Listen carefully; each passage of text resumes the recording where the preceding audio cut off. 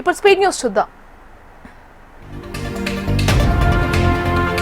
కడప జిల్లాలో కేంద్ర ప్రభుత్వం శాఖలో అమలవుతున్న పథకాల పనితీరుపై వైసీపీ ఎంపీ అవినాష్ సమావేశం నిర్వహించారు.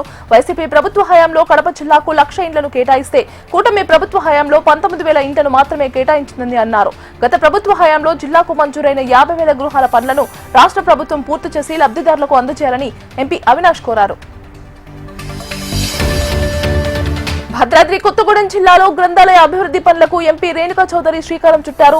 నూతనంగా నిర్మించిన గ్రంథాలయానికి 10 లక్షలతో నూతన ప్రహారీ నిర్మాణానికి శంకుస్థాపన చేశారు. అనంతరం ప్రజలకు ఎస్ఐఆర్ ప్రక్రియపై అవగాహన కల్పించారు. కొనసాగుతున్న ప్రక్రియపై ప్రతి ఒక్కరూ శ్రద్ధ వహించాలని తెలిపారు. జిల్లా అభివృద్ధికి తాను ఎల్లప్పుడూ కృషి చేస్తానని ఎంపీ రేణుకా చౌదరి హామీ ఇచ్చారు.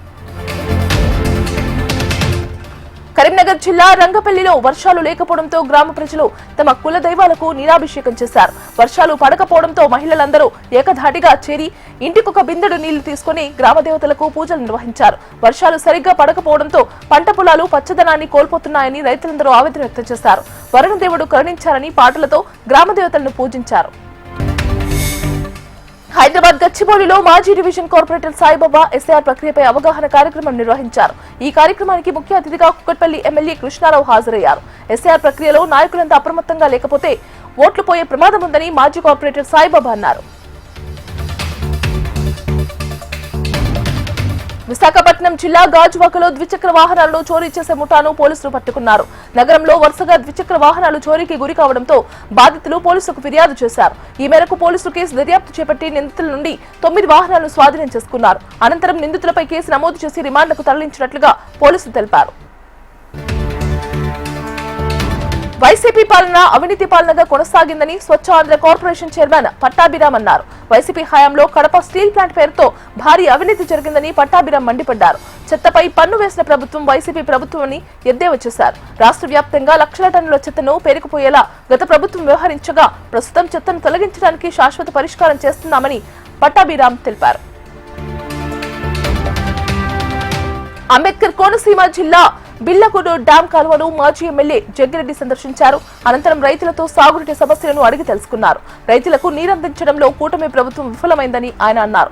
సరైన వాటర్ మేనేజ్మెంట్ లేక రైతులకు చుక్క నీరు అందించలేకపోవడం అసమర్థతకు నిదర్శనమని మండిపడ్డారు. ఇప్పటికైనా కూటమి ప్రభుత్వం స్పందించి రైతుల సమస్యలు పరిష్కరించాలని మాజీ ఎమ్మెల్యే జగ్గిరెడ్డి డిమాండ్ చేశారు. నాగర్ కర్నూలు జిల్లా కల్వకుర్తి ప్రభుత్వ ప్రాథమిక పాఠశాలను కలెక్టర్ ఆకస్మికంగా సందర్శించారు. విద్యార్థులతో నేరుగా మాట్లాడి ఉపాధ్యాయుల బోధన తరగతుల అంశాలను అడిగి తెలుసుకున్నారు. ఉపాధ్యాయులు అనుమతులు లేకుండా పాఠశాల విధులకు గైర్హాజరు అవుతున్నారని అసంతృప్తి వ్యక్తం చేశారు. ఉపాధ్యాయులు విధులకు దూరంగా ఉండడం సరికాదని ఇకపై పునరావృతం కాకుండా చూసుకోవాలని ఉపాధ్యాయులకు సూచించారు.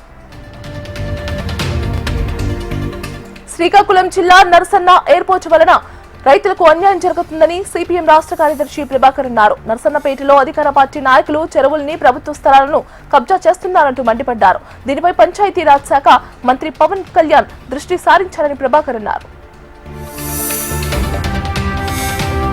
సత్యసాయి జిల్లా కటారుపల్లిలో ఎమ్మెల్యే వెంకటప్రసాద్ ప్రజా దర్బార్ కార్యక్రమం నిర్వహించారు.